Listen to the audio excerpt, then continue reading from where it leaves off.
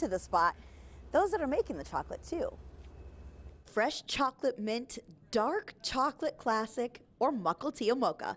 There are dozens of truffles to choose from, each and every one handcrafted by chocolatier Lori Ellis. It's a 2-day process to make a batch of truffles. You have to make a filling, let it cool, put the filling in a chocolate shell, and then let that sit overnight. And then the next day you have to come in and hand coat them. And I do hand coat them all one at a time, one by one by one.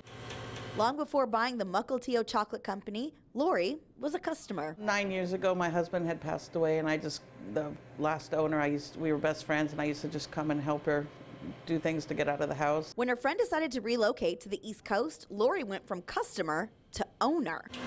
I think I love interacting with the customers the most, and because if you come into a chocolate shop and you're sad, you're buying yourself chocolate, you get happy, or you come in because you're happy and you're wanting to buy somebody a birthday gift or anniversary gift. She says it's the community that makes the place. One of the little girls who had been coming in since she was like 4 or 5, when she found out I bought the store, she made me a painting that says, you know, Mukilteo Chocolate Company, and so I hung it on the wall, and it's been hanging up there for the last 2.5 years, and now she's a freshman in high school.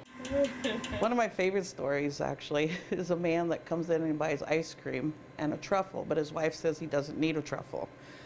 So he'll ask me about a flavor, and he'll be like, oh, is that raspberry new? Even though we've had it for years. So I know that it's a clue to put the raspberry truffle in the bottom of his ice cream cone so she doesn't know he's eating a truffle. And I think that's one of my favorite stories. Customers range from tourists to locals, and most requests are easy to handle.